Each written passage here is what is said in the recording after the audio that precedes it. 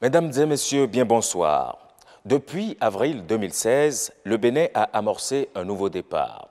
Nouveau départ dans tous les secteurs d'activité. Nouveau départ encore plus visible dans les secteurs névralgiques du développement. Au nombre de ceux-ci figurent en bonne place la culture et le tourisme. Deux filières, deux entités que le gouvernement, dans son programme d'action, entend valoriser pour en faire des pourvoyeuses de devises, pour en faire des pourvoyeuses d'emplois. Notre émission reçoit aujourd'hui le ministre du Tourisme et de la Culture, M. Anjonkwe. Bonsoir. Bonsoir, monsieur le journaliste. Merci de vous prêter à l'exercice. Merci. Alors, dans les 90 prochaines minutes, avec vous, monsieur le ministre, nous allons parler des arts, nous allons parler de la culture béninoise et du tourisme. Et pour conduire cet entretien, je suis avec Fortune Rounefa de TVC, la télévision Carrefour. Fortune, bonsoir. Bonsoir Serge, bonsoir monsieur le ministre. Bonsoir, monsieur le journaliste. Et puis Christian Adanledjan de Canal 3 Bénin. Bonsoir Christian. Bonsoir Serge. Monsieur le ministre, bonsoir. Bonsoir, monsieur le journaliste. Alors, ça fait un peu plus d'un an que vous êtes appelé à servir la République. Ministre de la Culture, vous exercez cette fonction depuis plus d'un an. Anjonkwe, vous êtes dans une maison qu'on a vue très agitée pendant plusieurs semaines.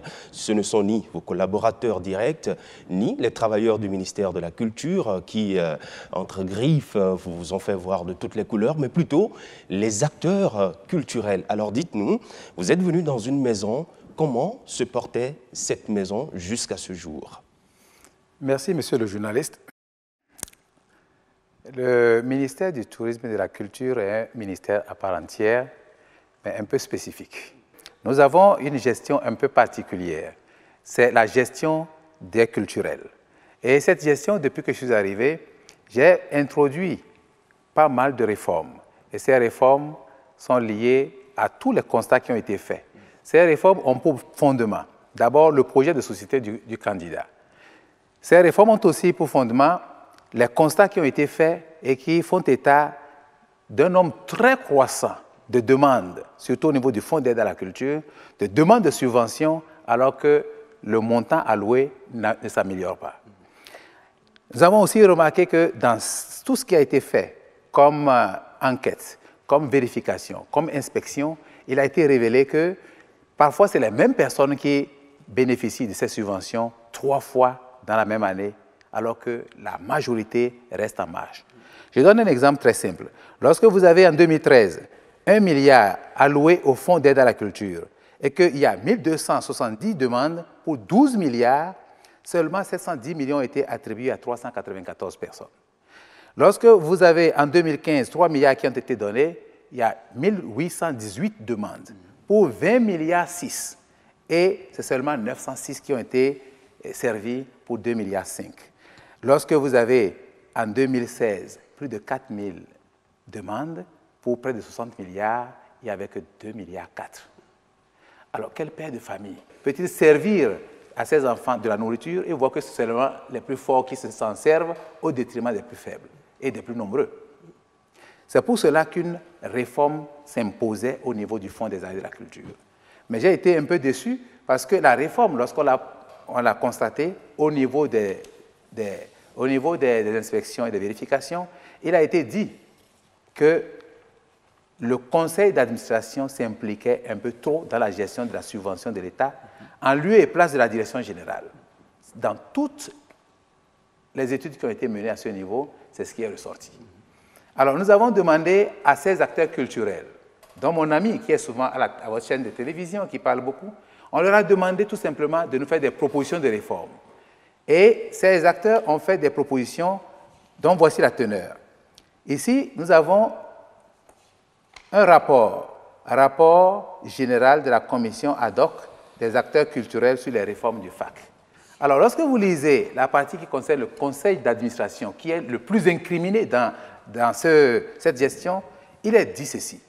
Les acteurs culturels ont convenu de restaurer le conseil d'administration dans ses fonctions classiques d'instance d'orientation, de régulation et de contrôle de la gestion du directeur général, ce qui est normal. À ce titre, le conseil d'administration ne s'occupera plus directement et seul de l'attribution des subventions au projet. Ce qui veut dire que le conseil d'administration viendra se joindre à d'autres personnes pour encore attribuer les subventions aux demandeurs. Toutefois, ils écrivent, je lis, toutefois, les membres du conseil d'administration se joindront au comité des experts et au directeur général pour constituer le comité d'évaluation finale des dossiers éligibles. Ce qui veut dire qu'ils seront tout simplement juges et parties. Et on revient à la case départ qui avait été, n'est-ce pas, condamnée par tous les acteurs culturels. C'est au vu de tout cela que on s'est dit qu'il fallait prendre un peu de recul par rapport à leurs propositions et travailler presque pas exclusivement, travailler beaucoup plus avec des experts de chaque domaine. Parce que lorsqu'il s'agit d'éducation, il faut bien prendre les hommes qui ont été formés dans l'éducation. Hein. Il faut prendre des pédagogues. Mais monsieur le ministre, à vous entendre, c'est à croire que c'est seulement au niveau du Fonds d'aide à la culture qu'il y a eu assez de problèmes, assez de polémiques qui ont conduit donc à ces manifestations que nous avons connues de par le passé. Oui, je crois que c'est beaucoup plus au niveau du Fonds d'aide à la culture. Et quand je suis arrivé, en fait, même au niveau de ces manifestations, si on devait faire des manifestations, je devais être le premier à manifester contre moi. Parce que lorsque je suis arrivé à ce poste, la première chose que j'ai remarquée, c'était des IDM. IDM, c'est instruction du ministre. Une cagnotte de 450 millions qui est réservée au ministre. Et le ministre donne des instructions à qui il veut pour aller prendre, n'est-ce pas, de cette cagnotte et en faire ce qu'on veut. J'ai aussitôt mis une croix sur les IDM. J'ai dit, je n'en veux pas. Là, vous avez bousculé des intérêts. Ça n'existe plus aujourd'hui. Donc, j'ai bousculé mes propres intérêts. Il y a une autre cagnotte qu'on appelle le sponsoring, c'est 117 millions. J'ai dit, cette cagnotte, elle était destinée au directeur du Fonds d'aide à la culture.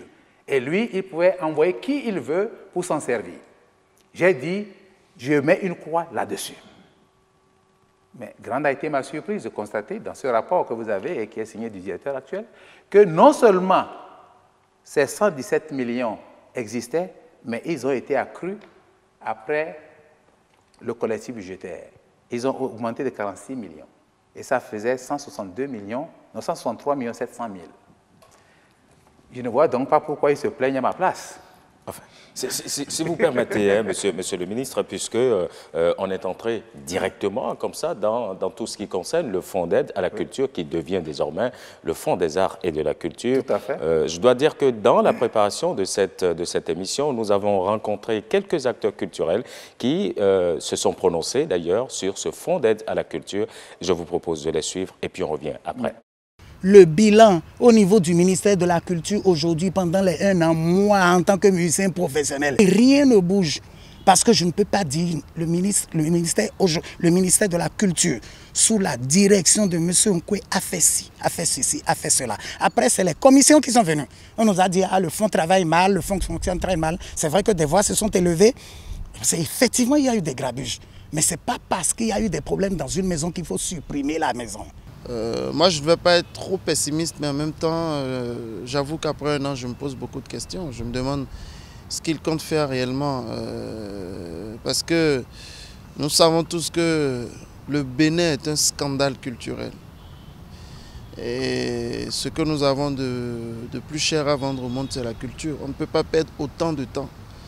Après 1 an, quand même, on doit sentir des retombées concrètes par rapport aux actions que mène le ministre de la Culture, mais jusque-là, honnêtement, en tant qu'acteur culturel, on ne sent absolument rien. Le FAC jusqu'à nouvel ordre, tel que le nouvel AOF se présente, le FAC ne change pas encore d'attribution. Les attributions du FAC restent les mêmes. Et donc, il faut laisser le FAC faire son travail. C'est tout. Il s'agira simplement de restructurer un peu le FAC.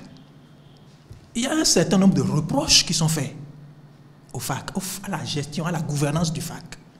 Nous en avons tous conscience et nous avons formulé des propositions pour corriger ça. L'idée du ministre, et il ne l'a pas caché, c'est d'amener les artistes à s'extirper un peu de la dynamique d'aide, d'accompagnement. Parce que dans cette logique-là, les artistes considèrent le FAC comme une sorte de vache à lait. Et en ce sens, il a raison. Il a raison parce qu'il serait plus intéressant d'avoir des artistes entrepreneurs Ces acteurs culturels, ils ont dit par rapport au Fonds d'aide à la culture et en même temps par rapport au bilan des 12 mois passés à la tête de ce ministère. Jacques Fortune Oundefa. Ce sont des réactions qui suscitent une série de questions, Monsieur le ministre. D'abord, je voudrais comprendre un peu votre démarche.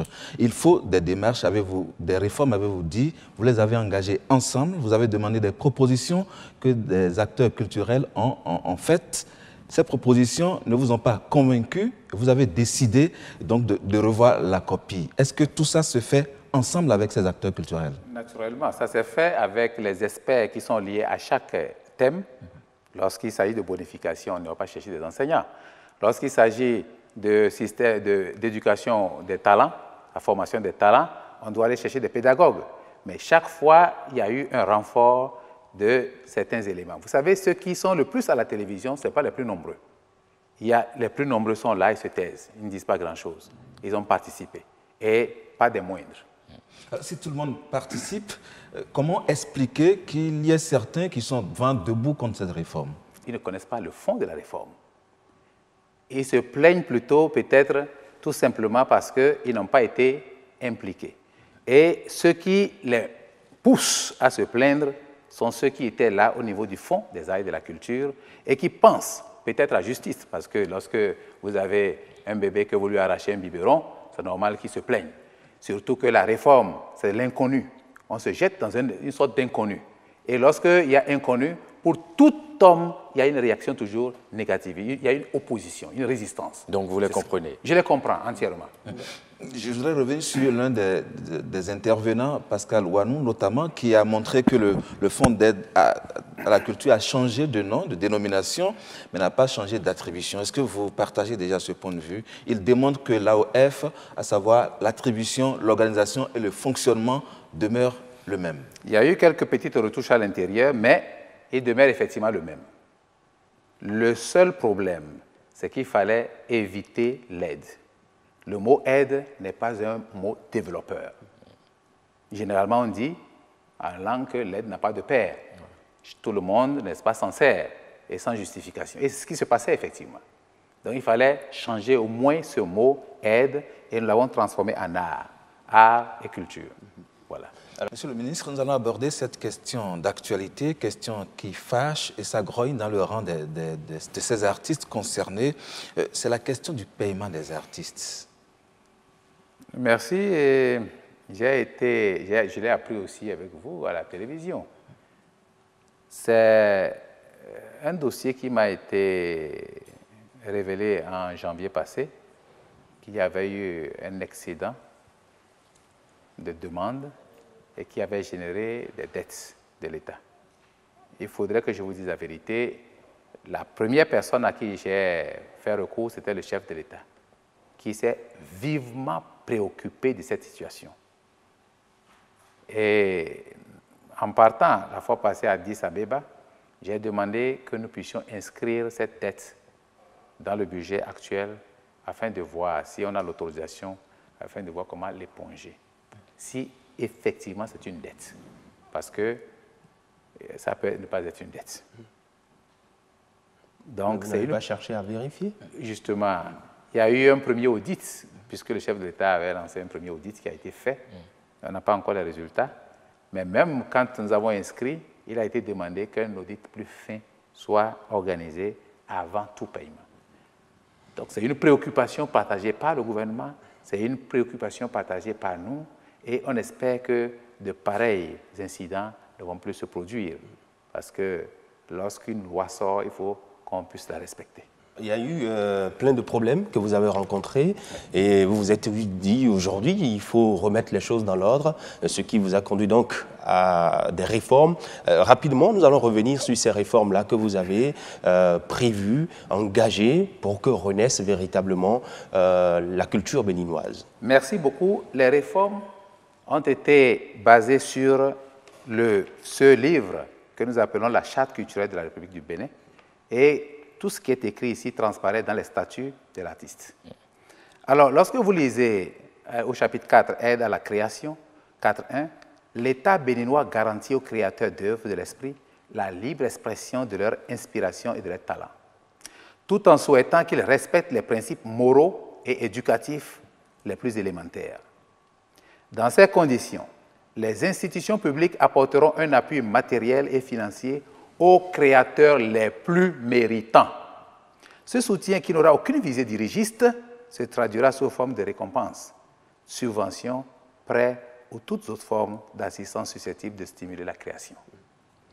Et au 4.2, deuxième tiret, il fallait parler de la mise en place des infrastructures appropriées et des organismes de défense des droits des créateurs d'œuvres de l'esprit. Lorsqu'on va au niveau de l'éducation, au 5, chapitre 5, éducation, animation culturelle et diffusion, 5.1, la République du Bénin accorde une place de choix à l'éducation dont la finalité majeure est de former un homme à la fois pénétré des valeurs profondes de sa culture et ouvert aux cultures extérieures. Conçue dans ce sens, une éducation artistique et culturelle spécialisée donnera plus de chances à l'épanouissement du génie créateur des artistes béninois et favorisera l'émergence des créations originales. Au 5.2, il est dit, à cette fin, l'État béninois, ses institutions publiques et les personnes ou organismes privés mettront tout en œuvre pour créer des centres d'initiation aux disciplines artistiques, des conservatoires de danse et de théâtre, etc. Cette éducation artistique devra être aussi donnée aux élèves et étudiants à travers l'introduction des disciplines artistiques dans le domaine de l'enseignement classique. Vous comprenez donc que, sur cette base, il y a beaucoup de réformes que nous devons introduire. C'est des hommes nouveaux, un type d'homme nouveau qu'il faut créer. Et cela, ce n'est pas à travers, n'est-ce pas, un simple petit décret ou un simple petit arrêté. Ce sont des études très approfondies qu'il faut faire et il faut rédiger des curricula, il faut mettre des programmes, il faut mettre des étapes pour ceux qui n'avaient jamais mis pied à l'école afin de leur donner des diplômes et tout cela, ça a été fait pendant les 12 mois. Donc c'est ça, n'est-ce pas, ce qui s'est passé et qui fonde aujourd'hui que les hommes se plaignent du silence. En fait, nous étions en train de travailler et vous voyez quand quelque chose a été pris dès le départ, après 25 ans, rien n'a été fait, on est parti plutôt de travers, il faut revenir au point de départ avant de reprendre le chemin. Et c'est ce point de départ que nous sommes en train de reprendre aujourd'hui. À partir de là, nous pensons que tout ira pour le mieux. Vous pensez que tout ira pour le mieux? C'est vrai qu'à la présentation, il y a quelques mois, du programme d'action du gouvernement, vous avez montré quand même qu'au niveau de la culture, il y a beaucoup de choses qui vont changer désormais. On a entendu parler, par exemple, d'un fonds de bonification qui sera mis en place. Expliquez-nous un peu, c'est quoi ce fonds de bonification et quelle est sa vision, sa finalité? Merci, monsieur le journaliste. En fait, le fonds de bonification, c'est un fonds qui sera mis au niveau des banques primaires et qui permettra à chaque acteur culturel d'avoir accès aux prêts bancaires. Ce qui se passe... Ça ne se faisait pas jusque-là? Ça ne s'est jamais fait auparavant. Donc, nous avons sollicité le CEPEP et le FONAGA qui vont former les acteurs culturels ou les promoteurs d'acteurs culturels afin qu'ils reçoivent une formation adéquate. La formation de pouvoir monter un projet, de pouvoir le gérer. Ainsi, tout ce monde se transformera en entrepreneur culturel. C'est vers là que nous tendons.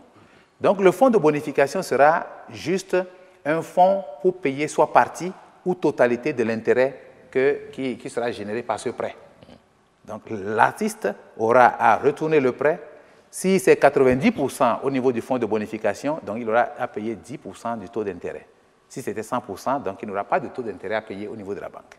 Voilà donc un peu le système de bonification tel qu'il sera mis en place. En le faisant de cette façon, monsieur le ministre, c'est que les artistes, ils deviennent des entrepreneurs. Un artiste, il est fait pour créer. Comment est-ce qu'un artiste devra désormais commencer par entreprendre? Ça va être difficile, non? Non, je crois que c'est vous qui vous mettez des limitations. Oui. Il faut éviter des limites. L'homme ne doit pas être limité. Lorsque vous allez aux États-Unis d'Amérique, par exemple, c'est un monde qui crée de l'emploi. Lorsque vous allez en France, quel que soit ce qu'on dit de la France, parce que là aussi, il y a cette aide, mais qui est faite au niveau décentralisé, parce qu'on a mené des études un peu partout. Cette aide qui est faite au niveau décentralisé permet aux artistes de devenir des entrepreneurs culturels. Alors pourquoi on ne le ferait pas au Bénin? Pourquoi voulez-vous que les artistes soient toujours là à mendier pratiquement, il faut m'excuser le mot. Mais pourquoi voulez-vous qu'il en soit là? Mais est-ce qu'on va dire que nos artistes mendient? Il y a quand même le Bubedra qui est là et qui, en principe, devait les aider. Nous reviendrons sur le Bubedra si vous voulez bien. N'anticipons pas, je vous en prie. Oui. Revenons après sur le Bubedra. Parce qu'il y a beaucoup de choses à dire sur le Bubedra et il ne serait pas bien d'anticiper. Comment seront sélectionnés les artistes qui peuvent bénéficier de cet apport des banques? Tout artiste, tout écrivain, tout cinéaste, tout plasticien, tous ceux qui font, n'est-ce pas, les œuvres de l'art peuvent avoir accès à ce fonds. Il suffit d'aller au FONAGA, de s'inscrire, de se faire former et de monter le projet et d'aller à la banque. Quel sera l'encadrement du gouvernement, du ministère? Vous parlez de l'apport des banques, alors qu'on sait que les banques sont souvent frileuses à financer des initiatives culturelles d'artistes lorsqu'on sait que ce n'est pas souvent rentable. Nous avons finalisé des discussions avec les banques et nous pensons que ce fonds, quand il sera mis en place, on n'hésitera pas à être surpris. N'allons pas dans les limitations. Je vais vous dire un petit secret. Nos homologues du Congo qui étaient ici tout récemment veulent arriver chez nous pour déjà copier la bonification. Le modèle n'est pas encore mis en place, mais c'est même pas encore mis en place. Mais ils disent que chez eux, les hommes veulent faire des prêts bancaires et veulent que l'État les accompagne. Et ils ne savent pas comment le faire. Donc, lorsque il y a des idées qui sont assez brillantes, qui sont mises en œuvre, ce qui fait notre problème, c'est nos limitations, la peur. Et quand on a peur, eh bien, c'est un blocage. Évitons la peur et avançons. Monsieur le ministre, comment assainir le cadre, disons, social et le cadre juridique? Il va se poser la question, comment seront remboursés ces frais? Mais le problème qui est posé, c'est que ces artistes ont toujours fait leurs manifestations gratuitement. Il faudrait que les manifestations soient payantes. Que celui qui veut aller voir des manifestations qui puisse payer le prix. Et c'est comme ça que ça peut être rendu. Cela s'est fait toujours, monsieur le ministre. Les spectacles des artistes sont la plupart du temps, quand ils prennent surtout le fonds d'aide, c'est souvent gratuit pour avoir beaucoup plus de monde. Lorsqu'on sait que ces artistes sont souvent victimes des actes de piraterie, comment est-ce qu'ils peuvent rentabiliser? C'est la question. Et lorsqu'on sait qu'il n'y a pas encore un cadre de statut d'artiste dans notre pays, il se pose beaucoup de questions auxquelles on voudrait bien avoir de réponses. Oui, merci, monsieur le journaliste. Je n'aurais pas souhaité qu'on éternise un peu sur ce dossier, puisque le Bubedra reviendra par la suite. Et c'est sur ces aspects. Justement, sur les aspects de la piraterie et des autres aspects négatifs. Non, mais puisque nous y sommes, allons-y. Avec le Bubedra? Oui, embrayons en même temps là-dessus, monsieur le ministre. On reviendra sur les autres questions qui vous intéressent. Donc, pour revenir sur le Bubedra, en fait, le bureau des droits d'auteur au Bénin, nous avons constaté tout simplement que c'est un bureau qui n'est pas très fréquenté par les artistes. Et ce bureau est là pour collecter les redevances. Je ne sais pas si vous le savez, au niveau des chaînes de télévision, vous utilisez beaucoup les œuvres d'art, les œuvres de l'esprit. Au niveau de toutes les chaînes, au niveau des radios, au niveau des buvettes, au niveau des bars. Alors c'est souvent révoltant de voir que les hommes se servent justement de ce fruit qui provient de la sueur d'un artiste, mais qu'on n'en paie pas le prix. Et on les clochardise. On les voit, n'est-ce pas, traîner pendant qu'ils ont fait du travail et qu'ils méritent d'être mieux vus. Alors, imaginez un artiste qui a fait, par exemple, un clip qui fait tabac, comme on le dit. Et ce clip se joue dans une buvette. Vous voyez des hommes bien gros, bien ventrus, qui se tapent, n'est-ce pas, des dizaines de bières et qui mangent et qui se lèvent pour remuer, n'est-ce pas, au son de cette œuvre. Et cet artiste, il passe devant. Il n'a pas un copec en poche. Il est peut-être malade, il ne peut même pas trouver une Nivaquine. Qu'est-ce que ça peut vous faire? Ça fait mal. C'est pour cela que, contrairement à ce qui se passe dans la sous-région, c'est ici qu'on remarque que les hommes ne payent pas leurs redevances. En Côte d'Ivoire, la RTI, la chaîne de télévision ivoirienne, elle paie minimum 300 millions par an au Burida. Et lorsque le Burida a voulu mettre en place un système pour contrôler, n'est-ce pas, les différentes chansons mises en place et autres, Ils ont demandé pardon parce qu'ils savent que si on mettait ce système, on va payer peut-être des milliards. Ce qui veut dire que les œuvres sont consommées gratuitement par tout le monde, et par vous et par moi. Et c'est ce qu'il faut remettre. C'est donc une injustice que vous avez constatée. Une injustice qu'il faut corriger. Flagrante. Alors, mais les patrons des organes de presse, vous permettez, ont quand même réagi face à cette question qui est une vieille question. Ils ont pu démontrer que la fiscalité les étouffe, qu'ils n'ont pas suffisamment d'apport du gouvernement. Ça fait leur première remarque. La deuxième remarque, c'est que ces artistes passent à longueur de journée sur ces chaînes et passent gratuitement. Donc, cela pourrait déjà constituer une sorte de compensation. Je crois qu'il ne faut pas que vous puissiez profiter de l'ignorance de certains pour, n'est-ce pas, les appauvrir davantage. Nous avons ici les accords portant révision de l'accord de Bangui qui, de façon très formelle, demandent que tous ceux qui emploient les œuvres d'esprit, les œuvres d'art, puissent payer le prix. Et si vous êtes incapable de payer le prix, n'utilisez pas les œuvres d'art. C'est très simple. Et d'ailleurs, le séminaire qui va se tenir du 16 au 18 du mois prochain sur les œuvres d'art au Bénin ici, verra la participation de l'OMP de Genève, ils viendront, ceux d'Abidjan viendront, et c'est possible même que nos amis du Congo arrivent pour que nous puissions nous asseoir pour redéfinir les règles du jeu. D'accord. Ma question, monsieur le ministre... Et je vous en prie, je voudrais revenir pour dire, en fait, si certaines chaînes ne paient pas, c'est de mauvaise foi. Parce que tout simplement, moi, je suis président du conseil d'administration d'une radio et ce n'est pas la meilleure. Elle n'est pas la meilleure parce qu'elle est l'une des dernières radios de ce Bénin. Elle est à près de 600 km d'ici, à Bukumbe. Elle a eu néanmoins le meilleur prix en 2015 pour avoir et payé, elle a toujours payé ses redevances. Sans défendre les patrons de ces organes, monsieur le ministre, vous avez cité le cas de la RTI. En Côte d'Ivoire, nous savons que la RTI a le monopole des annonces, de la publicité. Ce n'est pas le cas dans notre pays. La question, c'est pourquoi est-ce que vous avez dit c'est de mauvaise foi. Est-ce que ce n'est pas trop simple? Est-ce que ce n'est pas trop facile de le dire comme ça? Est-ce qu'il n'y a pas un contexte qui plombe éventuellement la volonté de ces patrons qui n'arrivent pas réellement à payer ces redevances? Je crois que si vous en connaissez les fondements, je ne sais pas moi, mais tout ce que je sais, c'est qu'il y a des règles de jeu et que lorsqu'on veut jouer, il faut respecter les règles. Si vous êtes incapable de jouer, n'allez pas sur le terrain. D'accord. D'accord, monsieur le ministre, on vous aura compris sur le sujet, mais suffit-il aujourd'hui à payer ou à faire payer les redevances pour que le Bubedra se porte mieux ou pour que les artistes béninois se portent mieux? Bien sûr. Parce que si tout le monde payait les redevances, aussi bien les chaînes de télévision, les radios, les boîtes de nuit, les buvettes, si tout ce monde payait les redevances, l'artiste ne serait pas du tout malheureux. Que faites-vous alors des actes de piratage des œuvres? Bien sûr, ça fait partie des combats que nous allons mener. On a logé assez de fonds. Il y a un budget qui a été alloué à cette lutte et qui va être une lutte systématique sur tout le territoire national.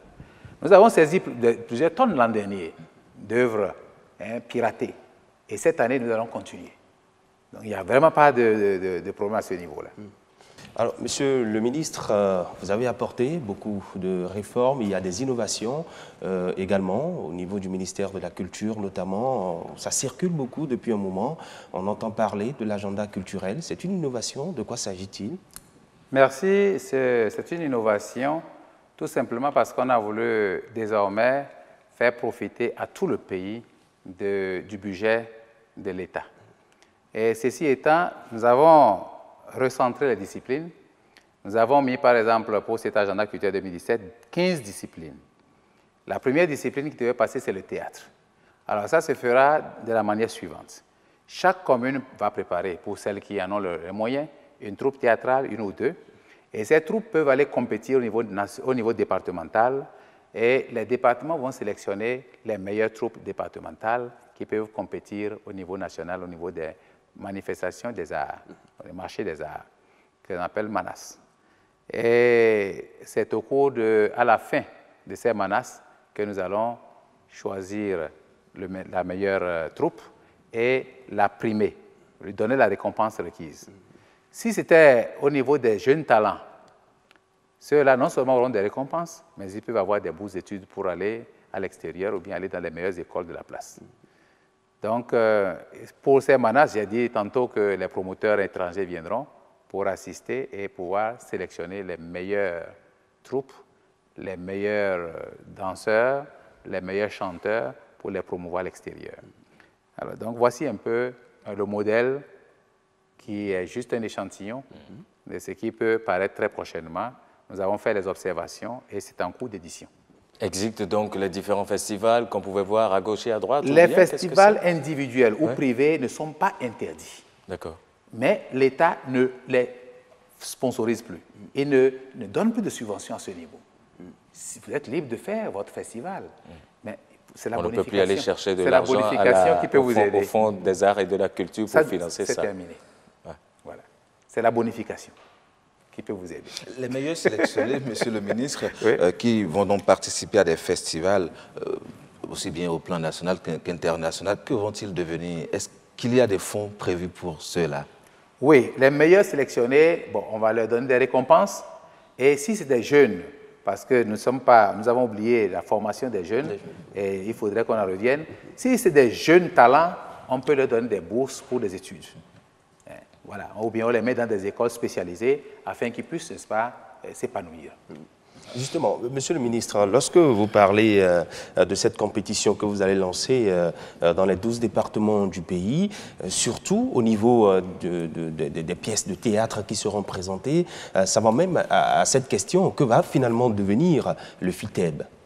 Le FITEB va exister comme l'ensemble artistique national. Et il a son rôle et il continuera de jouer son rôle sur le plan national sans aucun problème.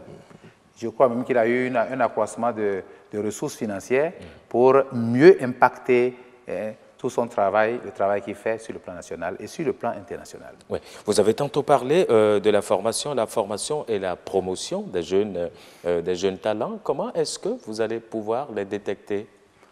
Merci. Et pour ce qui est de la formation des jeunes talents, nous avons 2, sinon 3 formes de formation. La première forme, c'est la forme traditionnelle, un peu comme sous le PAPB. On fait, n'est-ce pas, activités culturelles et sportives à l'école. Et on fera ça aussi dans les collèges. Donc, dans ces 2 milieux, nous allons détecter ceux qui ont des aptitudes pour telle ou telle discipline. Et c'est ceux-là qui seront choisis et ils seront rassemblés au niveau communal 1 fois par semaine pour subir une formation plus poussée. Et ils iront après au niveau départemental pour des compétitions culturelles et ils pourront arriver ici au niveau national pour qu'on détecte les meilleurs des meilleurs. Au même moment, nous avons les acteurs culturels qui sont déjà révélés, qui sont déjà en train de se produire, mais qui n'ont pratiquement pas mis pied à l'école ou bien qui sont allés à l'école, qu'ils ont interrompu un temps. Tous ces acteurs seront aussi pris en compte pour une formation parallèle et ils pourront, n'est-ce pas, compétir au niveau départemental comme les autres et aller au niveau des manas. Donc voilà un peu les 2 formes de formation. Et la troisième, bien sûr, qui est la formation de masse, de tout le monde, de tous les élèves, afin qu'ils puissent adhérer, qu'ils puissent connaître un peu leur culture. Mais les autres sont plus élaborés, avec des divers niveaux et des diplômes requis. Voilà.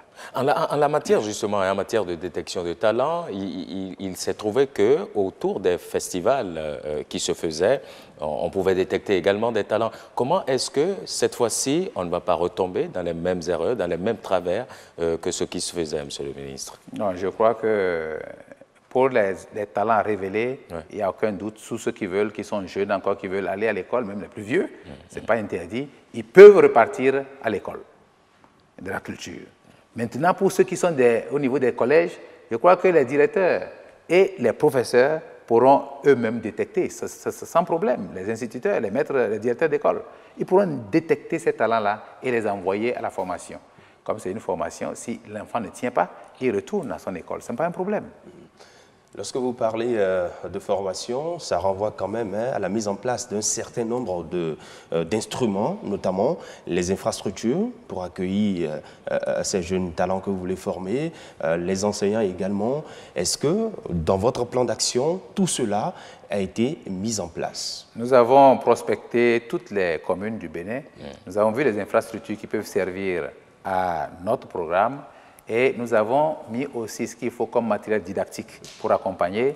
Nous avons prévu les salaires des enseignants qui vont s'occuper de tout ce beau monde. Et tout est fin prêt, les curricula sont prêts. Et nous sommes aujourd'hui à dépouiller les CV, les curriculum vitae, des formateurs des formateurs. Et ces formateurs des formateurs iront former afin que nous ayons, n'est-ce pas, une sorte de synergie dans ce que nous voulons faire comme travail. Ils vont former au niveau départemental tous les acteurs afin que d'ici là, nous puissions mettre tout ce beau monde au travail. Oui. Mais lorsque Christian parle d'infrastructures, je voudrais abonder dans le même sens. Est-ce qu'il existe aujourd'hui ces infrastructures? Je veux parler de théâtre, de verdure. Est-ce que tout ça là, dans les différentes préfectures que vous avez citées tantôt, est-ce qu'on peut les retrouver aujourd'hui? Vous parlez de théâtre, vous dites? Oui. Théâtre de verdure ou bien théâtre? Théâtre de verdure. Non, ce n'est pas des théâtres de verdure qui ont été recensés, puisque ça n'existe pas pratiquement pas. Il y a quelques rares théâtres de verdure privés. Mais ce qui est recensé, il y a les maisons des jeunes qui sont disponibles. Il y a des salles de cours qui peuvent être disponibles au niveau des collèges et autres. Donc, c'est tous ces bâtiments qui ont été recensés au niveau de chaque commune et qui pourraient nous aider, qui pourraient nous servir de base pour la formation de nos élèves. Mais la maison des jeunes et de loisirs aujourd'hui, ça ne répond pas du tout aux différents critères. Parce que nous venons de très loin, on ne peut pas se permettre d'attendre de construire des écoles spécialisées avant de commencer. Donc il faut partir de quelque part et nous partirons, n'est-ce pas, de l'existant et plus tard, progressivement, on pourra équiper ces communes-là en immobilier et en mobilier. Est-ce que ces maisons seront quand même réfectionnées? Nous n'avons pas, je crois qu'elles sont opérationnelles. De toutes les maisons que nous avons vues, elles sont opérationnelles. Elles servent, oui, elles servent. Il y en a qui sont des nids de chauves-souris et puis ce n'est pas très agréable d'être là-bas. Ça sera arrangé avec le projet. Lorsque l'on parle de culture, on a quelques minutes quand même pour évoquer la filière du livre et de la lecture. Comment est-ce que se porte aujourd'hui la filière du livre, Monsieur le ministre? Et qu'est-ce qui est fait? Quelles sont les réformes en la matière également de prévues? Avant d'arriver au livre, je crois que nous avons les théâtres de verdure. Vous avez fait tout à l'heure cas des théâtres de verdure. Et ces théâtres de verdure seront construits progressivement. Nous avons programmé cette année 4 à construire dans 4 départements. Et peut-être 4 pour l'année suivante et 4 pour l'année suivante. Vous pensez qu'en 2017, on pourra en construire? Et je crois et quand on finira avec les 12 au niveau des départements, nous pourrons aller vers les communes. Donc, ceci, 2017 est terminé, monsieur. Un théâtre de verdure, c'est beaucoup plus pour permettre aux artistes de pouvoir s'entraîner, de pouvoir se chercher dans la journée et la nuit, de pouvoir se produire. Donc, les théâtres de verdure seront équipés entièrement, et ce qui permettra aux artistes de ne pas avoir recours aux banques pour des prêts afin d'aller louer les instruments de musique ici ou là. Donc, ils auront tout ce qu'il leur faut pour pouvoir se produire les soirs. Voilà donc ce que je peux dire à propos des théâtres de verdure et dire que dès que les départements seront pourvus de théâtres de verdure, nos hommes pourront s'organiser au niveau de chaque département pour pouvoir se produire là. Sur la question de la promotion du livre, on sait que la direction de la promotion artistique et culturelle est devenue direction des arts et du livre. C'est bien cela. Qu'est-ce qui va changer en termes de promotion du livre? Je crois que j'ai déjà parlé un peu des écrivains qui pouvaient aussi avoir droit aux bonifications, comme les imprimeurs et autres. C'est la première innovation. Vous savez qu'au niveau du ministère, le livre était le parent pauvre. Il était vraiment pauvre. Et il a été toujours négligé, oublié. Mais cette année, nous avons commencé avec la foire qui s'est tenue en France. Nous avons envoyé, n'est-ce pas, une bonne représentation en collaboration avec le ministre ivoirien de la Culture et de certains ministres de la sous-région. Nous avons loué des stands pour les pays de l'Afrique de l'Ouest. Donc, de plus en plus, on se concerte pour voir dans quelle mesure on peut promouvoir le livre. Et je crois qu'il n'y a pas tellement d'inquiétude. Le livre commence à revenir en bonne et due forme. Le seul problème, c'est que l'Africain, le Béninois, ne lit pas. Et qu'est-ce que vous voulez pour emmener le Béninois au livre, s'intéresser au livre? C'est pour cela que nous sommes entrés étroitement en lien avec le système éducatif. Tous les 3 ordres d'enseignement ont des représentants pratiquement qui sont souvent avec le ministère de la Culture pour définir certaines choses, afin que nos enfants qui étaient déconnectés de la lecture, déconnectés des musées, déconnectés, n'est-ce pas, de tout ce qui peut leur servir à grandir de façon plus harmonieuse, que nous puissions leur permettre de revenir. Monsieur le ministre, qui parle de livre, parle donc de l'auteur, parle du lecteur et au milieu parle de l'édition, donc de la maison d'édition. Nous savons que dans notre pays, c'est encore un défi à relever en termes de maison d'édition de rang international. Est-ce qu'il y a des fonds prévus pour réellement aider ces personnes-là qui ont des maisons d'édition à pouvoir installer de grosses industries d'édition? Oui, nous pensons faire des appuis au niveau de certaines maisons, mais nous pensons beaucoup plus que ces maisons d'édition peuvent avoir accès au crédit bancaire. Nous paierons, n'est-ce pas, la bonification. C'est beaucoup plus facile. Aussi, le problème des bibliothèques. Est-ce qu'il en existe encore au Bénin, les bibliothèques? Est-ce que ces bibliothèques sont toujours pourvues de livres? Oui, nous avons des bibliothèques départementales, nous avons la bibliothèque nationale. Et l'innovation, cette fois-ci, c'est de numériser la bibliothèque nationale et permettre à tous les Béninois, où qu'ils soient, de pouvoir se connecter pour pouvoir et avoir accès à cette bibliothèque. Parce que nous ne pouvons pas mettre des bibliothèques dans tous les villages. C'est très compliqué. Alors que si nous renforçons la capacité de la bibliothèque nationale et que nous numérisons une bonne partie, de très loin, les hommes peuvent avoir accès à ces livres-là. Donc, c'est ce travail que nous allons faire à travers la numérisation de la Bibliothèque nationale. Donc, il faut s'attendre beaucoup plus à la dématérialisation du livre désormais. Tout à fait. En fait, c'est ce qui est de plus en plus en vogue actuellement. Espérons qu'avec votre collègue de l'économie numérique, il y ait une connexion beaucoup plus... Nous sommes très étroitement liés dans ce cadre-là. Nous allons mener le combat ensemble. Et ce n'est pas seulement au niveau de la Bibliothèque nationale. Nous avons proposé, et tout est en cours aujourd'hui, nous avons remarqué que toutes les archives qui ont été faites depuis le temps précolonial, le temps colonial, et qui se trouvent en Europe, lorsque vous voulez faire des recherches, il faut nécessairement payer un billet d'avion pour aller là-bas. Et parfois, ces archives sont déclassées. Donc, nous sommes en train de faire une collecte de données à ce niveau pour que toutes les archives relevant du Bénin soient mises dans un ou 2 volumes.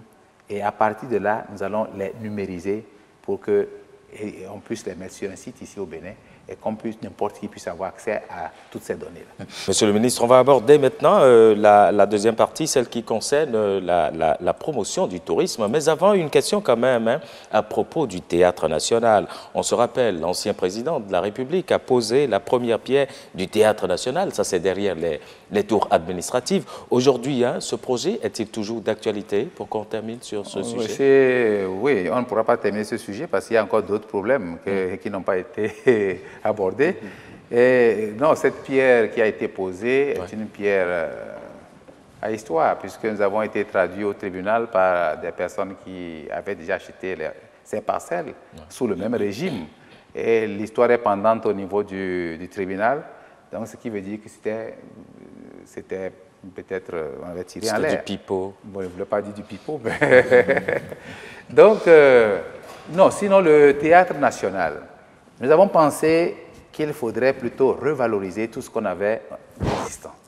On ne peut pas avoir le CIC que le président Soglo a mis en place, avoir le palais des congrès, avoir la salle de Kounou du stade, au palais des sports. Et au palais des sports, et avoir, n'est-ce pas, le hall des arts qui sont en décrépitude et aller construire quelque chose de nouveau qu'on ne pourra peut-être pas gérer. Nous pensons qu'il faut commencer à remettre tout cela en place afin de permettre aux artistes d'avoir une plus large gamme de lieux et aussi une large gamme sur le plan financier. Oui, mais ce sont des espaces qui ne répondent pas aux normes en matière de, matière de diffusion de spectacles. Je crois que les choses seront modifiées et réaménagées pour répondre aux normes. Il n'y a pas d'inquiétude. Et tout est en cours au niveau du ministère cadre de vie. Ce n'est pas piloté par le ministère du Tourisme, mais c'est le ministère cadre de vie. Mais vous allez permettre, pour revenir, n'est-ce pas, au cinéma. Parce que le cinéma aussi a été notre préoccupation. Il y a eu des salles de cinéma qui étaient en cours de réflexion, à savoir Concorde, Bénin et puis Parakou, Borgou. Et actuellement, la tendance avec le gouvernement, c'est de mettre en affermage les salles de cinéma pour permettre à ceux qui veulent les exploiter, de les remettre entièrement en forme et de les transformer en salles polyvalentes. C'est-à-dire les artistes pourraient se produire là, et comme aussi le cinéma pourrait se faire là, et ainsi de suite. Vous pensez que ça va marcher? Ça marchera parce qu'il y a beaucoup de pression là-dessus. Et donc, ils sont très pressés de reprendre ces salles. Nous avons aussi une salle qui va s'ouvrir très prochainement, je crois cette année. C'est la grande salle qui sera gérée par le groupe Bolloré et qui se trouve, je crois, à Cotonou, pas loin de... à Cotonou 6, l'ancienne salle de peuple de Cotonou 6, et ce qui sera transformé en salle de cinéma. Ceci étant, nous avons aussi des inscriptions au patrimoine mondial de l'UNESCO qui sont en cours. Nous avons réveillé des vieux dossiers comme la route de l'esclave et ce dossier avait été déjà présenté au patrimoine mondial de l'UNESCO, rejeté, et nous sommes en train de le reprendre. Nous avons l'extension de Koutambakou, ce qu'on appelle le Tata Somba, qui est déjà inscrit au patrimoine mondial de l'UNESCO du côté Togo. Il faudrait qu'on fasse une extension ici, comme nous voulons faire des Tata Premium au niveau du projet phare. Ensuite, nous avons la Gani, qui est un patrimoine immatériel et qui est déjà financé par l'UNESCO. Nous attendons qu'il débloque les fonds pour que ce soit réalisé. Et nous avons aussi le parc de la Pandjari, qui passe cette année même au niveau du patrimoine mondial de l'UNESCO. Donc, il y a pas mal de choses qui se font à ce niveau-là. Oui, vous avez évoqué déjà le parc de la Pandjari, ça nous permet d'embrayer et puis de parler maintenant de tourisme. La toute première réforme en la matière a déjà été contenue dans le nom même du ministère que vous dirigez et ça fait jaser, je peux le dire, beaucoup d'acteurs culturels qui n'ont pas compris pourquoi on a pu mettre tourisme avant culture. Oui, je crois que ceci a été expliqué en temps opportun. Et on a voulu mettre toutes nos valeurs culturelles, parce que c'est ce que nous avons aujourd'hui. On n'a pas grand-chose au niveau des ressources naturelles, au niveau des ressources du sous-sol. Et tout ce que nous avons aujourd'hui, c'est la diversité culturelle, la diversité de notre patrimoine culturel, qu'il faudrait développer, qu'il faudrait vendre. Et pour vendre tout cela, nous avons besoin de visiteurs au Bénin. Et c'est ces visiteurs-là qui pourront, n'est-ce pas, nous aider à développer ce pays à travers les dépenses qu'ils feront au Bénin. Alors pour ce faire, le tourisme, c'est le secteur dans lequel les visiteurs s'inscrivent, les touristes s'inscrivent. Et c'est pour cela qu'on a mis le tourisme comme point focal et la culture pour développer le tourisme. Donc je crois qu'il n'y a pas lieu de s'offusquer pour ça. Je crois qu'il faudrait que nous puissions tous nous accompagner. Pourtant, ça jase et certains estiment que vous êtes dépouillé de toutes vos attributions et que le ministère est devenu coquille vide. Tout est fait maintenant, serait par l'Agence nationale de promotion des patrimoines et du développement du tourisme. Que répondez-vous? Merci. Je crois que les projets qui sont gérés par l'agence sont des projets un peu trop surdimensionnés pour le ministère. Et vous voyez un peu les problèmes que nous éprouvons lorsqu'il s'agit de décaissement, lorsqu'il s'agit de recherche de ressources et tout ça. Ces projets phares, ce n'est pas seulement au niveau du ministère du Tourisme. Ils existent dans plusieurs autres ministères. Et c'est entièrement piloté par le chef de l'État qui ne cesse de courir dans tout le monde entier à la recherche de financement. Ce qu'un simple ministre ne pourrait pas faire. Donc, je crois qu'il ne faudrait pas prendre cela en mal. Ces agences viennent en appui au ministère qui reste l'institutionnel et qui travaille de connivence avec les agences. Vous aviez dit tantôt, n'est-ce pas, qu'il y avait ce petit problème au niveau d'Abomey. Et non, il n'y aura pas de problème. Parce qu'au niveau du ministère, il y a la DPC qui surveille. C'est l'œil de l'UNESCO au Bénin. D'accord. On va revenir tout à l'heure. Sur ce oui, vous avez évoqué M. José Plia, qui est le directeur général de l'Agence nationale de promotion des patrimoines et de développement du tourisme, que nous avons rencontré. Il s'exprime d'ailleurs ici à propos des projets phares dans le secteur du tourisme. Le premier, c'est la réinvention de la cité lacustre de Ganvier. Le deuxième, c'est la construction à Abomey du musée sur l'épopée des rois d'Abomey, de Rouet Badia jusqu'à Béanzin, avec une arène de sortie du vaudou non masqué. Le troisième, c'est la restauration des Tata Somba pour en faire des lieux de tourisme expérientiel. Le quatrième, c'est faire de la Pendjari le parc animalier, le parc le plus important parc animalier d'Afrique de l'Ouest, avec donc une restructuration complète du parc et l'introduction de nouvelles espèces comme le rhinocéros par exemple, pour passer de ce qu'on appelle le Big Four au Big Five.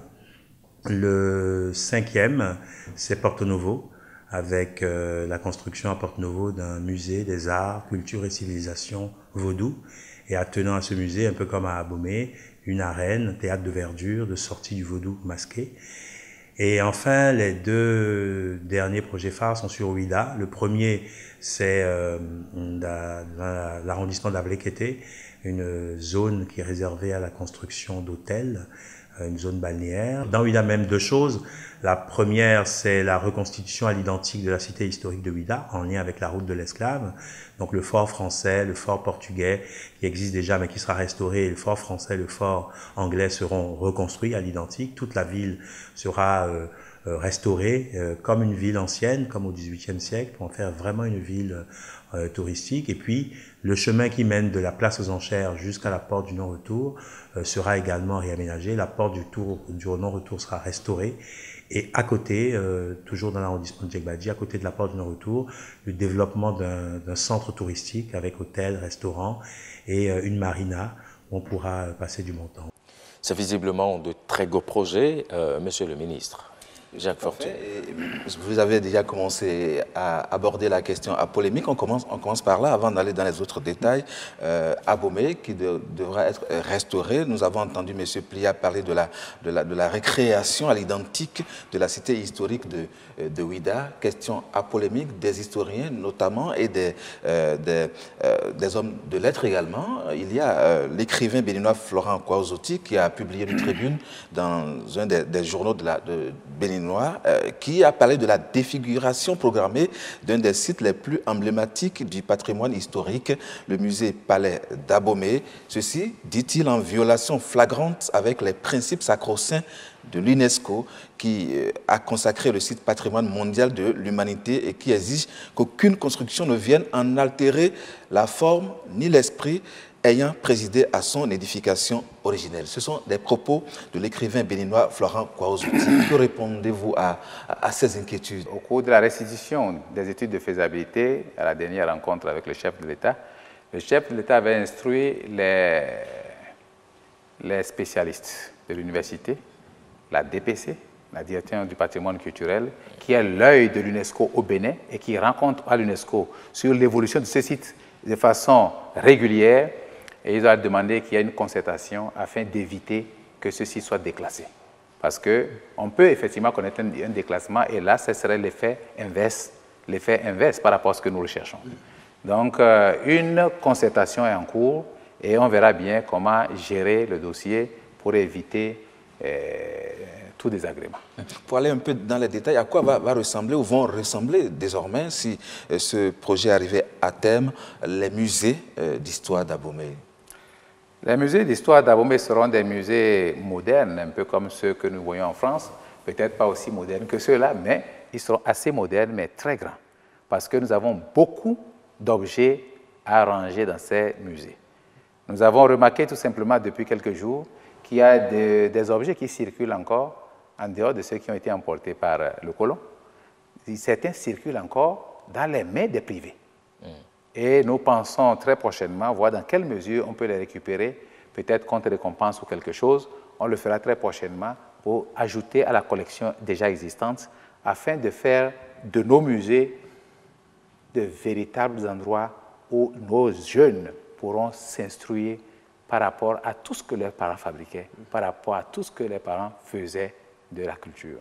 Alors, ce n'est pas seulement à Abomey qu'il y aura un musée d'une grande envergure, il y aura aussi Porto Novo, il y aura aussi Porto Novo, et nous sommes en train de tenter d'acquérir quelques pièces du FA, des pièces très originales qui n'existent nulle part et qui sont plus de 200. Et nous pensons pouvoir équiper le musée de Porto Novo avec ces pièces-là très prochainement. En dehors de ça, nous avons aussi un projet d'exploration sous-marine, parce que nous avons repéré au large de nos côtes et même proche de nos côtes que certains navires, nous avons vu que certains navires ont coulé. Il y en a plus de 14 au total. Nous avons trouvé les moyens de les repérer exactement et nous pensons que des plongées sous-marines pourraient servir à repérer, à ressortir certains objets qui peuvent servir, surtout. Ce sont quel type de navires, monsieur le ministre? Il y en a de toutes sortes. Il y a ceux qui ont servi à embarquer les esclaves chez nous. Exact. Il y a des navires qui ont servi à embarquer les esclaves.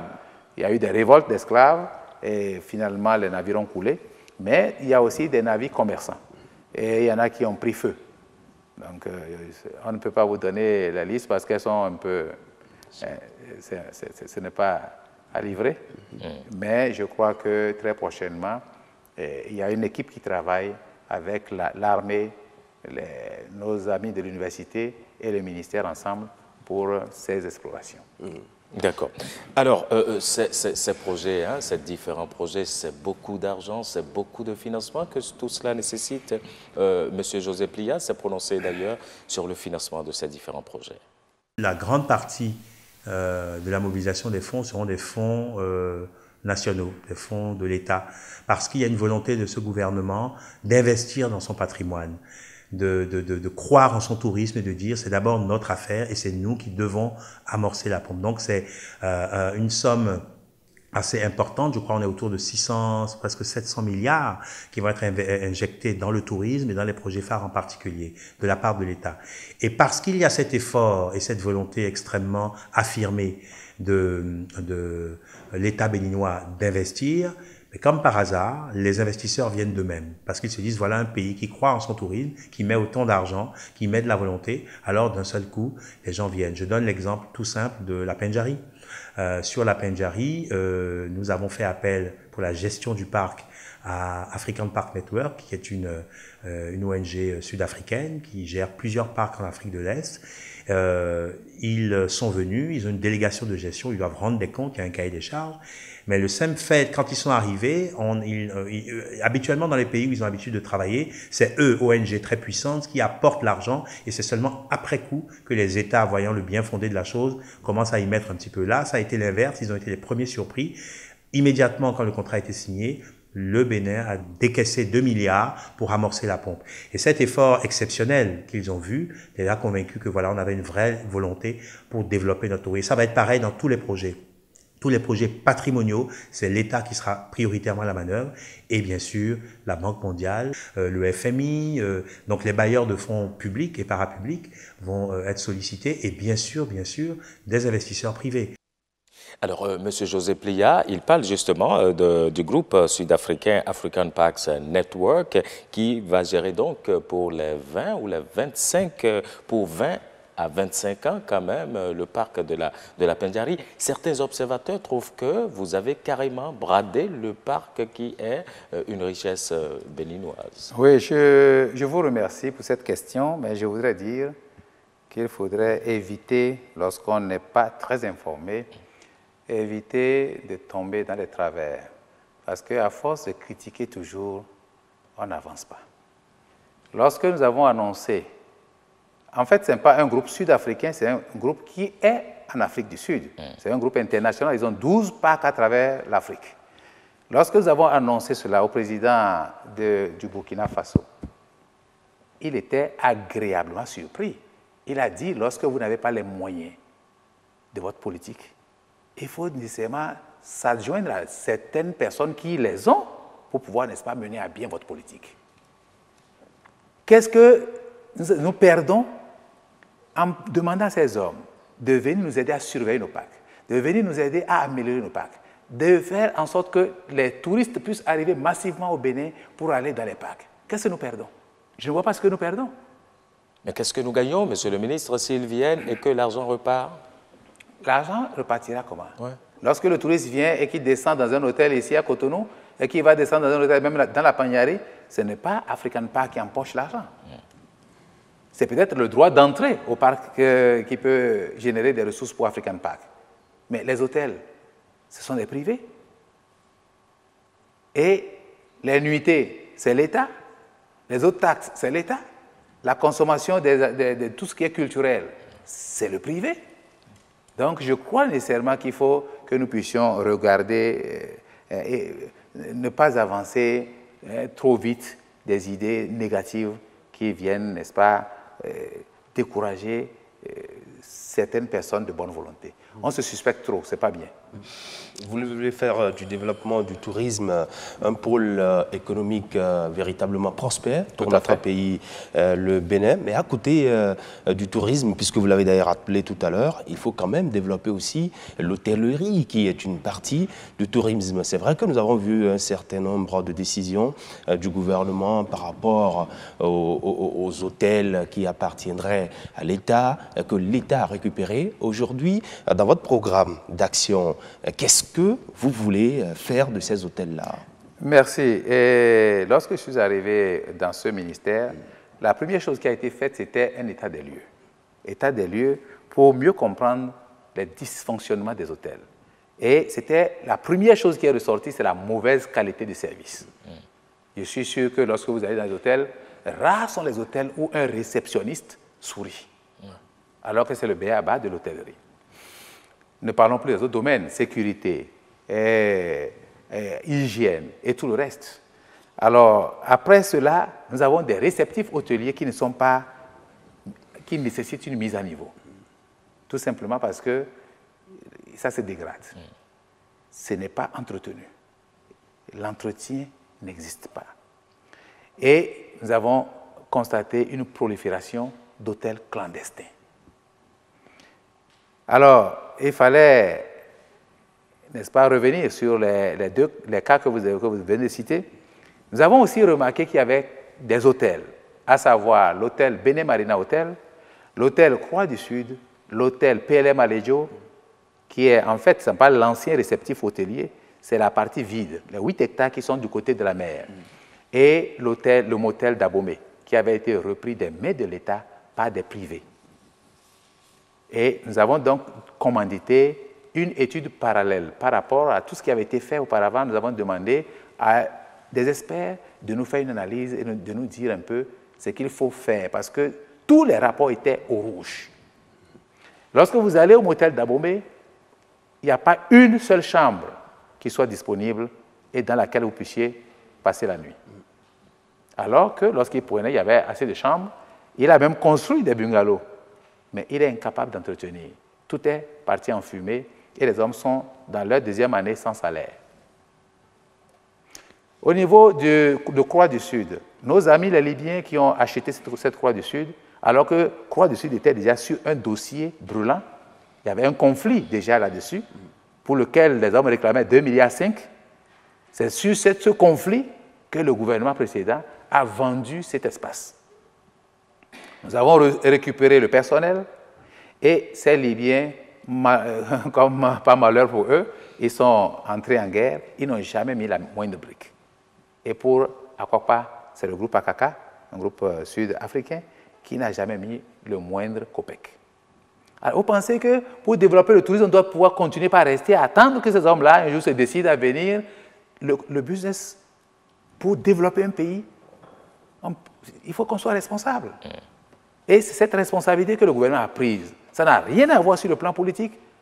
Et nous qui avons demandé ce travail, c'était vraiment sans arrière-pensée, parce qu'on connaît bien certains de ces repreneurs et qui sont même nos amis. Donc voilà un peu ce que je peux dire à ce sujet et dire que notre problème aujourd'hui, c'est de faire en sorte que si nous devons trouver des repreneurs, que ce soit des repreneurs fiables, des hommes sérieux, qui puissent venir mettre de l'argent pour en faire des réceptifs hôteliers dignes de ce nom et qui fassent la dignité et la fierté de ce pays-là. C'est au pays, ce n'est pas privé. Ben, pour développer l'hôtellerie au Bénin, c'est vrai que l'État a repris ces hôtels, mais à côté, quel travail faites-vous au niveau des privés également, qui quand même, il y a de belles hôtels, de très bons hôtels à Cotonou et un peu partout à l'intérieur du pays. Quel rapport le ministère a avec ses propriétaires Merci privés? beaucoup. Vous savez que c'est le ministère qui délivre les permis pour que les hommes puissent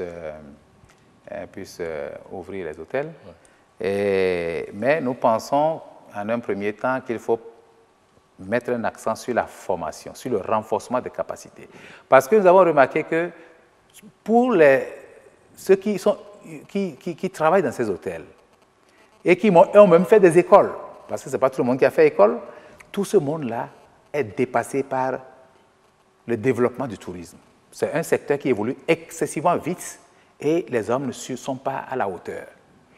Pour les propriétaires qui ont eu de l'argent et qui sont lancés comme une aventure, il faudrait aussi qu'ils fassent l'effort de se former. Parce qu'on ne met pas un joyau comme ça en place et qu'on s'assoit à côté pour attendre que ça génère. Ouais. Il y a pas mal d'activités qu'il faut mener pour amener les touristes vers le réceptif hôtelier. Il y a les gestionnaires qui ne sont pas à la hauteur. Donc tout ce monde, notre priorité aujourd'hui, c'est le renforcement des capacités. Et je viens tout à l'heure de discuter avec nos amis qui se proposent de former certains au niveau des hôtels ici, et qui sont en Allemagne. On vient de boucler le contrat pratiquement.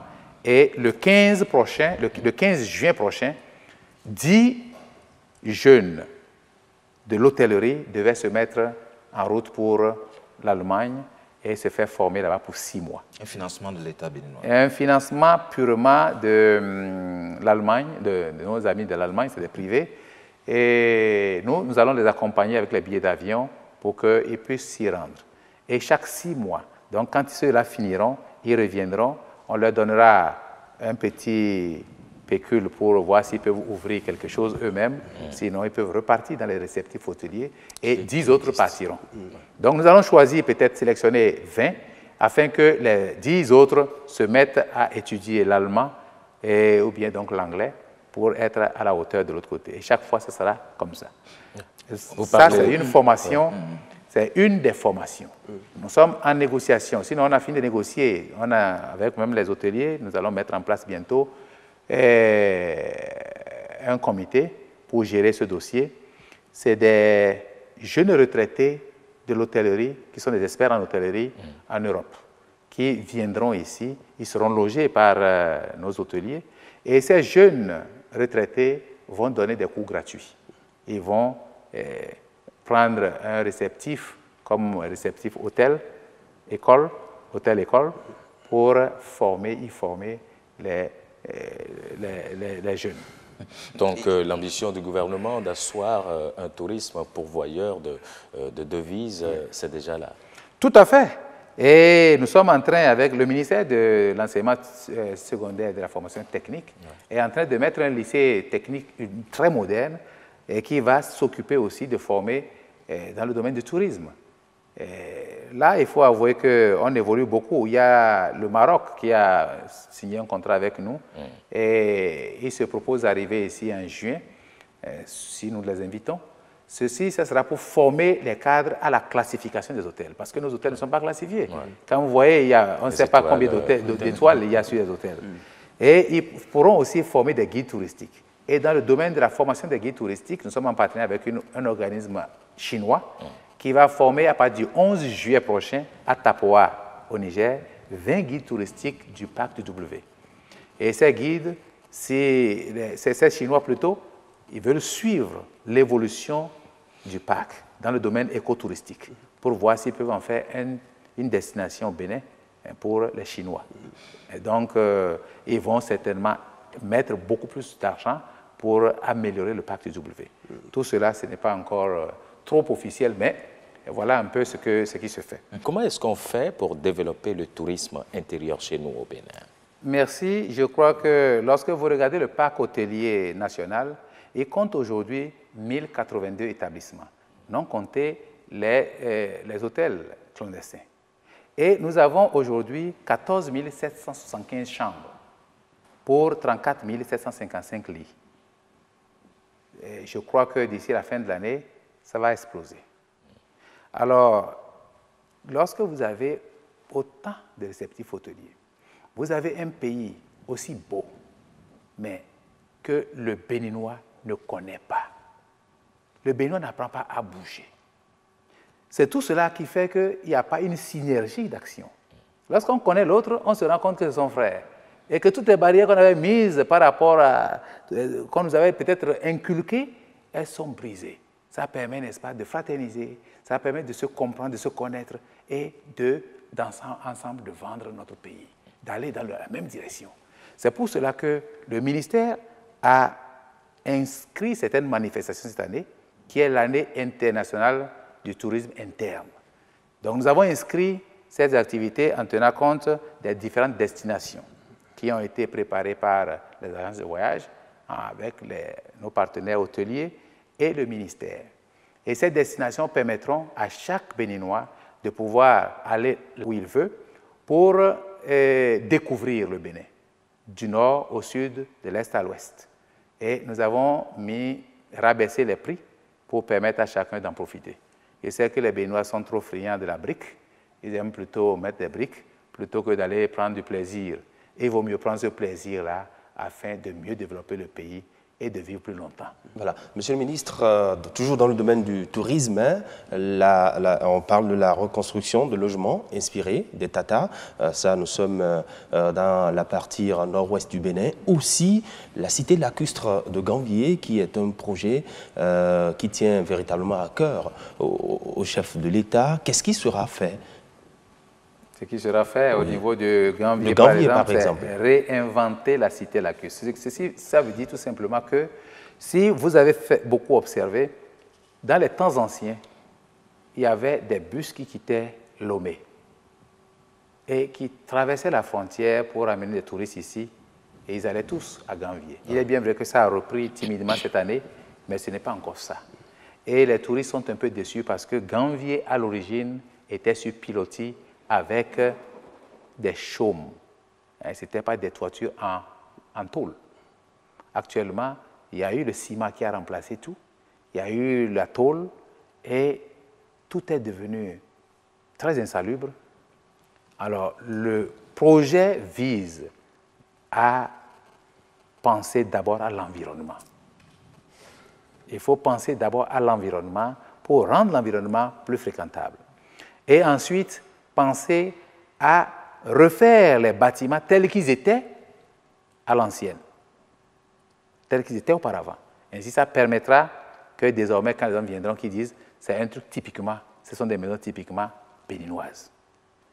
Et là, quand l'environnement sera entièrement assaini et tout, c'est sûr que des étrangers, parce que j'ai vu il y a des Chinois qui sont très intéressés par ce côté, ils ont trouvé la cité lacustre de Gambier un peu exceptionnelle dans le monde, et les hommes trouvent qu'ils peuvent venir installer des hôtels dans les environs.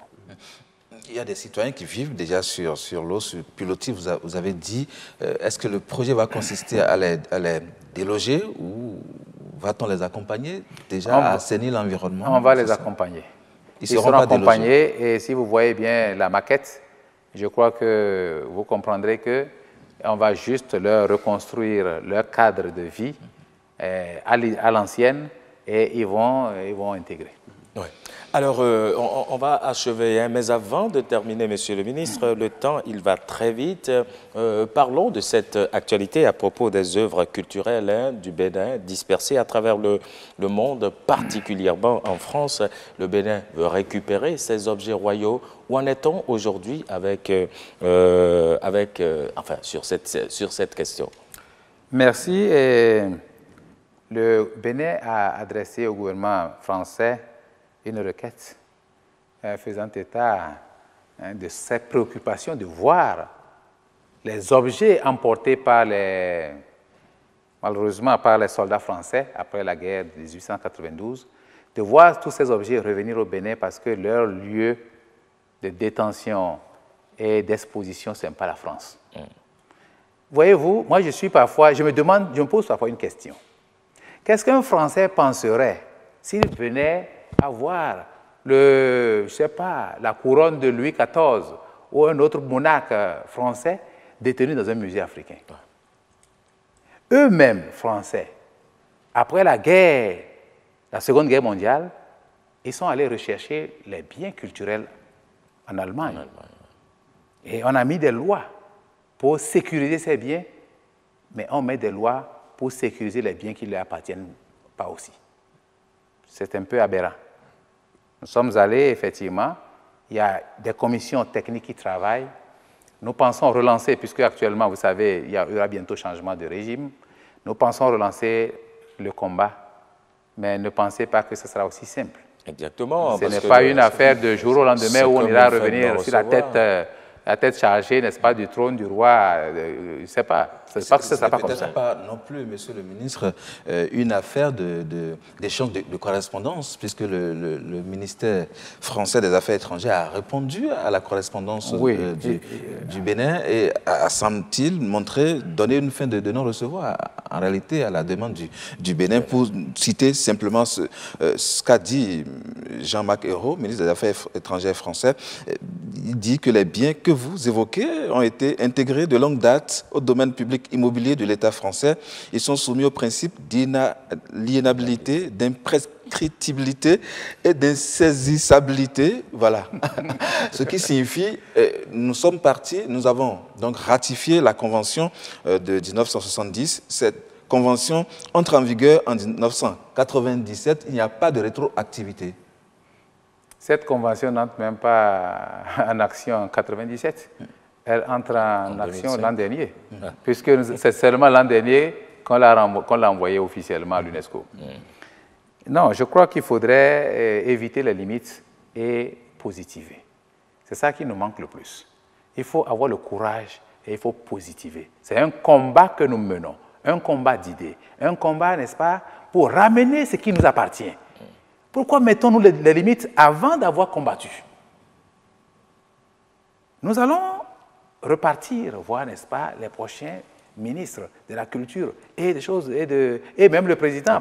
Nous allons repartir au combat pour ramener ce qui appartient à nos parents.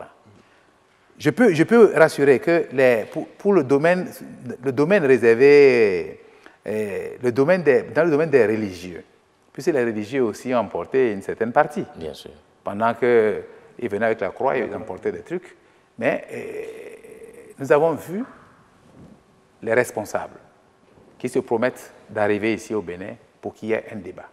D'accord. Et que nous puissions voir dans quelle mesure certaines choses sont faisables. Ils sont très ouverts pour ce qui concerne les religieux, ils sont très ouverts. Vous savez, ils sont basés à Lyon. Ils sont très ouverts, ils viendront très prochainement ici. Et ils n'ont pas encore indiqué la date, mais au cours d'une tournée, ils passeront au Bénin pour qu'on se voit. Vous êtes optimiste, tout le monde partage cet optimisme parce que nous voulons aussi revoir tous ces objets royaux chez nous. Mais est-ce que le Bénin dispose des espaces susceptibles d'abriter de fort belles manières, comme au Quai Branly, où ça trône là-bas? Est-ce que nous disposons de tout ça chez nous? Moi, je crois qu'il faudrait éviter de tout le temps revenir sur les moyens. Je ne sais pas, celui qui a fabriqué un objet, serait-il incapable de le détenir? La belle preuve est que tous les objets que nous retrouvons aujourd'hui, dont j'ai parlé tout à l'heure, qui sont détenus par les privés, ça provient de la même date. Et ces objets sont ici encore, au Bénin. De quoi avez-vous peur? On va trouver des endroits où les mettre pour que nos enfants aillent les voir. Il n'y a pas d'inquiétude. Donc ces endroits existent, ces espaces existent. Ils vont exister. Vous avez parlé tout à l'heure de la création du musée d'Abomey, celui de Porto Novo et à Ouida et tout ça. Ce sont des grands espaces qu'on veut créer pour justement des faits de ce genre. Et nous cherchons des objets. Si vous en avez davantage, vous pouvez venir nous joindre. Vous êtes optimiste, comme le ministre des Affaires étrangères d'ailleurs, qui est optimiste quant à l'aboutissement de cette démarche, mais cela nécessite du travail, a-t-il dit, de la sérénité, de la confiance mutuelle. Quelles sont nos marges de manœuvre, concrètement, monsieur le ministre? Parler de marge de manœuvre, je crois qu'on ne peut pas venir tout exposer ici. Nous parlons un peu trop. Nous avons mis en place un système et nous allons l'exploiter en attendant et on verra bien ce que ça donnera. Peut-être en s'appuyant sur cette initiative du Conseil représentatif des associations noires et des activistes du web qui ont lancé des pétitions. De toutes les façons, nous avons des appuis. Nous avons des appuis au niveau de certains États déjà. Nous avons des appuis au niveau des privés et le CRAN nous appuie énormément. La belle preuve est que ils nous ont demandé tout récemment des pétitions. La signature de pétitions, c'est le ministère qui a fait tout cela pour le CRAN. Puisqu'on avait été rassuré à Paris, n'est-ce pas, que des députés français avaient signé cette pétition. Alors, il n'était quand même pas pensable qu'on nous demande de faire signer les nôtres et que nous refusions. Donc, c'est pour cela que nous sommes mis dans cette logique et les députés béninois ont signé et au moins 80 têtes couronnées, les rois et autres, ont signé. Voilà. D'accord. Alors voilà, Monsieur le ministre, nous arrivons au terme de cet entretien. Votre mot de fin? Merci, monsieur le journaliste. Je remercie les uns et les autres pour cet entretien. Je remercie tous ceux qui, de chez eux, ont suivi. Et je voudrais dire qu'il y a un petit problème qui se pose au niveau des Béninois.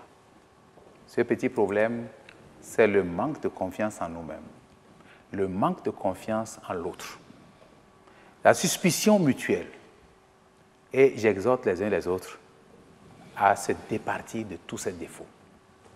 Nous devons apprendre à conjuguer nos efforts pour développer ce pays, parce que les autres n'ont rien de plus que nous. Mais quand certains émettent des ondes positives et que d'autres émettent des ondes négatives, le tout s'annule. Nous devons tous émettre les mêmes ondes. Je ne demande pas de faire exactement la même chose, mais aidons-nous les uns et les autres à avancer plutôt que de se détruire, de s'auto-détruire. Et je remercie tout le monde. Je vous remercie, messieurs les journalistes. J'espère que ce n'est pas la dernière fois et j'espère que l'occasion nous sera donnée de revenir pour mieux communiquer avec la population. Je vous remercie. Anzounkwe, merci. Je rappelle que vous êtes le ministre du Tourisme et de la Culture. Avec vous, nous avons fait le tour, nous avons parlé des arts, nous avons parlé de la culture, nous avons beaucoup parlé de tourisme également. Fortune Rounefa, merci. Christian Dandéjan, merci également. Mesdames et messieurs, merci à toutes et à tous d'avoir suivi cet entretien. On sait que 90 minutes n'auront jamais suffi à aborder tous les sujets qui se rapportent à la culture, aux arts et bien évidemment au tourisme. Merci d'avoir été là et à très vite. Merci.